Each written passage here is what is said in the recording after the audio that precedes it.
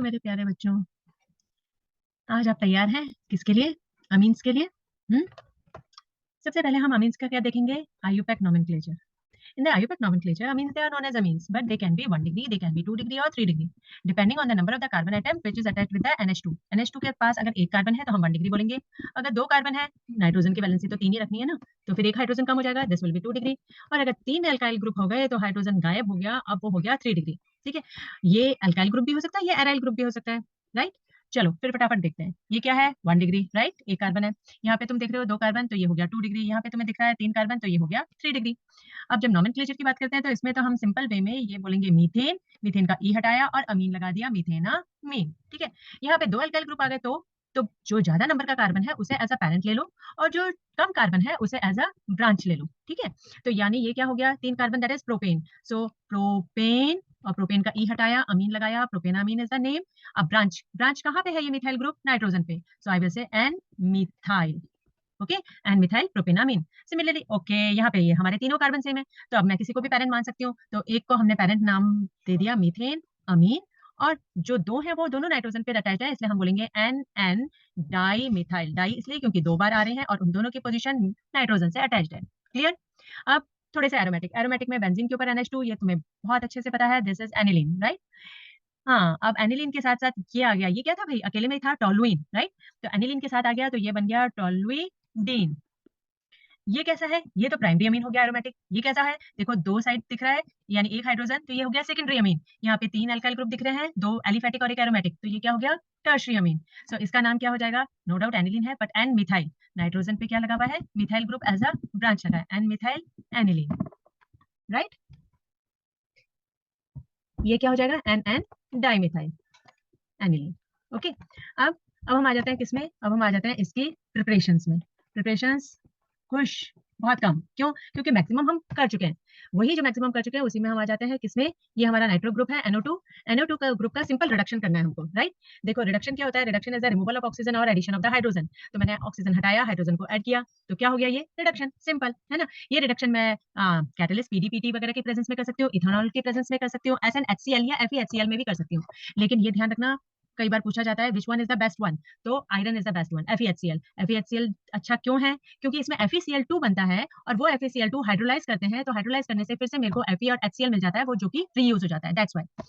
Next, ammonolysis यानी ammonia का addition. लेकिन ये ammonolysis is not a good method, ना ना, अच्छा नहीं है। क्यों भाई, क्यों अच्छा नहीं है? क्योंकि इसमें अमोनोलाइसिस में मेरे को ना सारा मिक्सचर मिल जाता है। ये देखो, ये हमारा RX है, राइट, RX है यानी अल्काइल हैलाइड है, लेट इट बी CH3Cl। इसको हमने किससे किया? NH3 से किया। जब तक इस नाइट्रोजन के पास हाइड्रोजन है तब तक रिएक्शन चलती रहेगी। कैसे?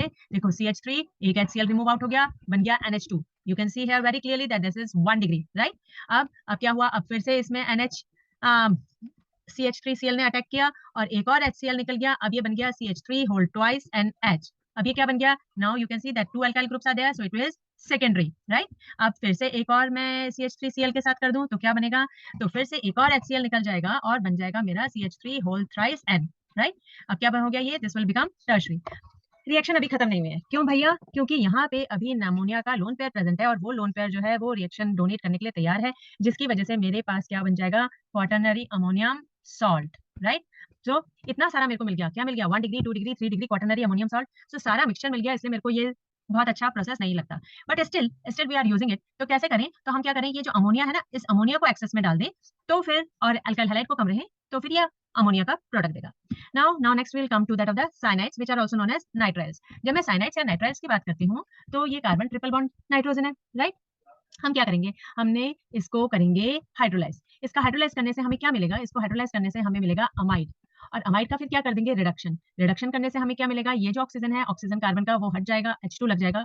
ओह वाओ, यानी ये जो था वो किसमें कन्वर्ट हो गया? अमीन। एक और मेथड बोलती हूँ, वो क्या कहती हूँ? वो सिंपल रिडक्शन। तुम बोल सिंपल रिडक्शन। सिंपल रिडक्शन में हाइड्रोजन, 2 हाइड्रोजन अगर मैंने अटैच किए तो देखो ये डबल बॉन्ड टूटा और ये बन गया CHNH, that is imine, right, पढ़ा था हमने।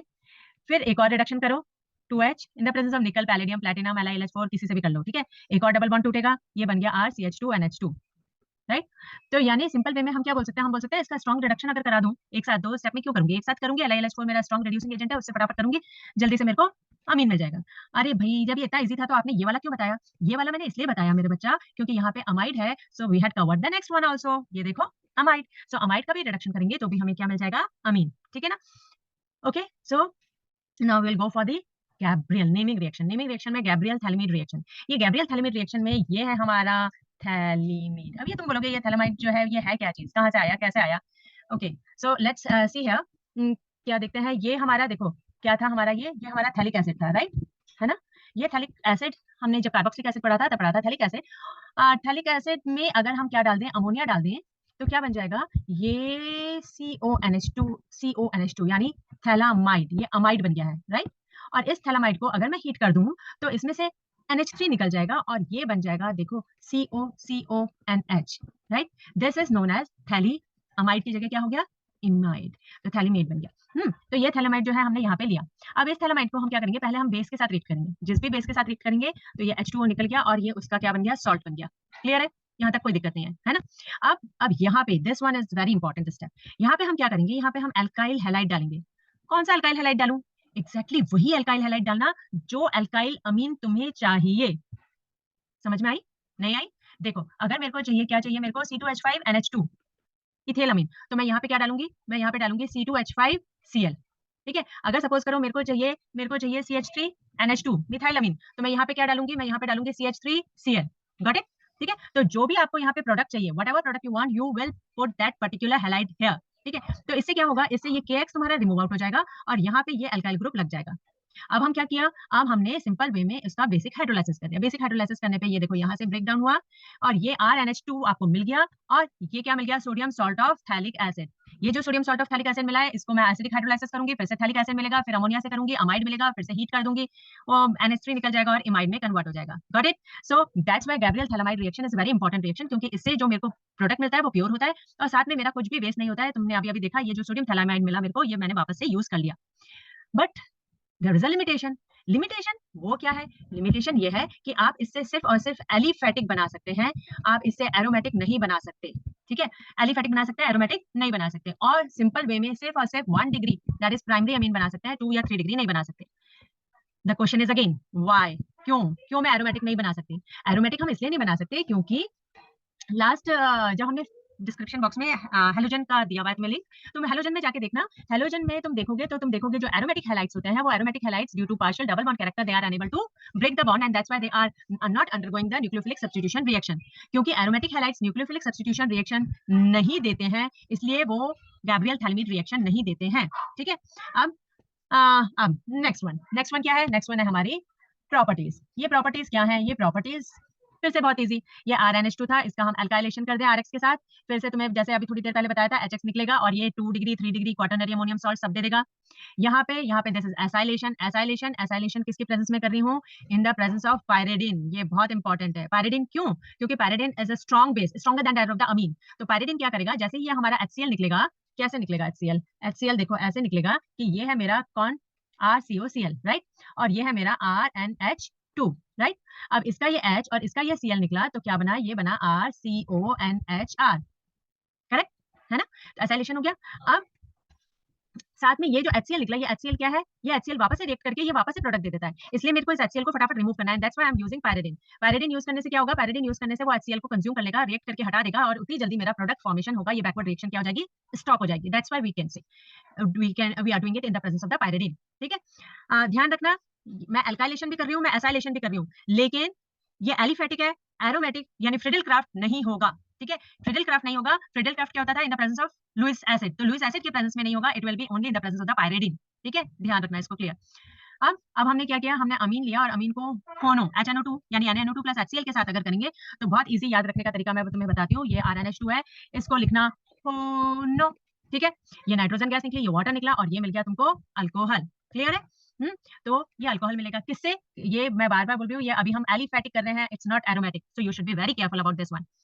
Next one is the carbyl amine reaction. Carbyl amine reaction again a important naming reaction. क्यों? क्योंकि ये जो है with the help of this carbyl amine reaction I can distinguish between 1 degree and 2 degree और 1 degree and 3 degree, 1 या 2 या 1 या 3 degree के बीच में डिफरेंशिएट करना है मेरे को अमीन्स के बीच में, तो I can use the carbonyl reaction as this reaction is given only by the 1 degree, that is primary amines. करते क्या है, करते हम ये है कि क्लोरोफॉर्म और बेस की प्रेजेंस में रिएक्ट करते हैं और हमारा क्या बन जाता है RNC, एनसी यानी आइसोसाइनेट। आइसोसाइनेट कैसे होता है, आइसोसाइनेट होता है फाउल स्मेल, ठीक है, तो इसलिए ये वाला रिएक्शन इंपॉर्टेंट है हमारा कार्बोनिल रिएक्शन। ओके, अब अगर मेरे को 1 डिग्री या 2 डिग्री या 1 डिग्री या 3 डिग्री के बीच में नहीं, मेरे को 2 डिग्री या 3 डिग्री के बीच में डिस्टिंग्विश करना है या फिर 1 टू 3 डिग्री के बीच में डिस्टिंग्विश करना है, तो हम क्या करें, then we will go for the Hinsberg test. ये हिंसबर्ग टेस्ट में कौन सा होता है, हिंसबर्ग रिएजेंट। हिंसबर्ग रिएजेंट क्या होता है, benzene sulfonyl chloride. What is benzene sulfonyl chloride, देखो बेंजीन उसके ऊपर SO2Cl, ठीक है, this one is Hinsberg reagent, that is benzene sulfonyl chloride. Clear है। अब यहाँ पे ध्यान से देखना, क्या देखेंगे हम ध्यान से, हम ध्यान से 3 चीजें देखेंगे, ये मेरा 1 डिग्री है, ये मेरा 2 डिग्री है, ये मेरा 3 डिग्री है। तीनों में मैंने डाला क्या, Hinsberg reagent benzene sulfonyl chloride डाल दिया, गुड। अब यहाँ पे इसके पास हाइड्रोजन देख रहे हो, ये हाइड्रोजन है Cl के साथ, यानी -HCl बाहर निकला और यहाँ पे क्या बन गया, देखो NHSO2Cl C6H5, राइट। अब मैं क्या करूंगी, अभी भी देखो, अभी भी one more hydrogen is present, so अब मैं क्या डालूंगी, इसमें बेस डालूंगी। बेस जैसे डालूंगी तो ये NH क्योंकि एसिडिक है, why it is acidic, due to the electron withdrawing nature of C6H5SO2, तो ये NH जो है वो एसिडिक है, ये हाइड्रोजन निकलेगा और ये क्या हो जाएगा, it will B soluble in the base. अब हम आ जाते हैं सेकेंडरी में। सेकेंडरी को भी मैंने हिंसबर्ग रिएजेंट से किया, C6H5SO2Cl। अब मेरे पास एक हाइड्रोजन है, वो हाइड्रोजन इस Cl के साथ रिएक्ट किया और ये HCl निकला और प्रोडक्ट बन गया R2NSO2HCl। अब मैंने KOH यानी बेस डाला, अब यहाँ पे कोई हाइड्रोजन है ही नहीं जो रिएक्ट कर पाए, that's why it will B insoluble. बिल्कुल क्लियर। ओके, अभी तक हम देख रहे थे हाइड्रोजन भैया Cl के साथ HCl निकाल रहा है, यहाँ पे हाइड्रोजन है ही नहीं, है ही नहीं, तो HCl कहाँ से निकलेगा, कहाँ से निकलेगा, तो रिएक्शन कहाँ से होगी, that's why 3 degree will not react at all, बिल्कुल भी रिएक्ट नहीं करेगा और हमारा चेंज हो जाएगा। Now come to that of the aromatic. जब मैं एरोमेटिक की बात करती हूँ, यानी मैं एनिलीन की बात करती हूँ, तो ये मेरा नाइट्रोबेंजीन है। नाइट्रोबेंजीन को मैंने रिड्यूस कर दिया किससे, FeHCl से। अभी अभी तुम्हें बताया था FeHCl is a good one.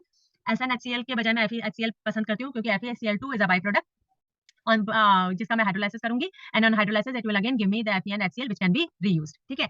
अब हम आ जाते हैं किसमें, प्रॉपर्टीज में। प्रॉपर्टीज में जब मैं बात करूंगी तो ये जो मेरा प्रॉपर्टी है वो बहुत ऐसे उटपटांग है, नंसा डम डम डम डम डम डम डम डम डम डम ओके। जैसे फिनॉल याद किया ना, फिनॉल के हिसाब से वैसे ही फिनॉल के जैसा ये ब्रोमीन के साथ अगर मैं रिएक्ट करती हूँ in the presence of water, that is aqueous solution, तो ये भी क्या दे देता है, फिनॉल के जैसे 2,4,6 ट्राई ब्रोमो एनिलीन दे देता है। Okay fine. अगर मैं नाइट्रेशन करती हूँ HNO3H2SO4 के साथ, तो ये मेरे को ऑर्थो पैरा तो देता है, लेकिन देखो कितना कम दे रहा है, 2% ओनली। और ये जो है मेरा मेटा, मेटा जो कि होना ही नहीं चाहिए था, वो मेटा इसने कितना दे दिया मेरे को, 51%, ठीक है। यहाँ पे हमने सल्फोनेशन किया, सल्फोनेशन किया तो क्योंकि ये बेस है नाइट्रोजन के ऊपर, ये लोन पेयर है, तो इसने एसिड बेस के साथ रिएक्ट करके ये सॉल्ट बना दिया। अब इसको अगर मैं 453 से 473 केल्विन पे हीट करती हूँ, तो ये चेंज कर लेता है पोजीशन, पैरा पोजीशन पे आ जाता है और फॉर्मेशन करता है किसका, ज्वीटर आयन। अब ये ज्वीटर आयन क्या होता है, ये ज्वीटर आयन जो है वो क्या है, ये जब एक ही molecule, within a molecule there is a base as well as there is an acid, ठीक है। अब क्या होगा, ये जो बेस और एसिड है वो यहीं पे आपस में विद इन अ मॉलिक्यूल है और ये यहीं पे आपस में लेन देन कर रहा है, यानी ये यहाँ से छोड़ रहा है, एसिड की तरह बिहेव कर रहा है और उसी को इसने गेन कर लिया और गेन करके बेस की तरह हो गया। तो यहाँ पे देखो क्या हुआ, बेसिकली ये बन गया, किसमें कन्वर्ट हो गया, NH3 with a positive charge and SO3 with a negative charge. This one is known as Zwitter ion. तो Zwitter ion क्या होता है, within a molecule if both acid and base are present and the exchange of the proton is taking place within a molecule. तो formation of Zwitter ion will takes place. Fine.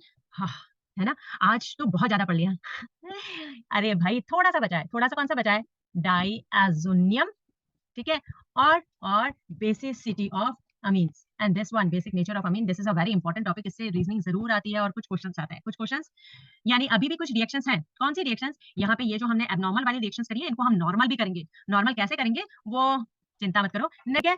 Till then enjoy yourself, ठीक है, और enjoy तो करोगे, थोड़ा सा तो पढ़ोगे, तो बाय, लव यू।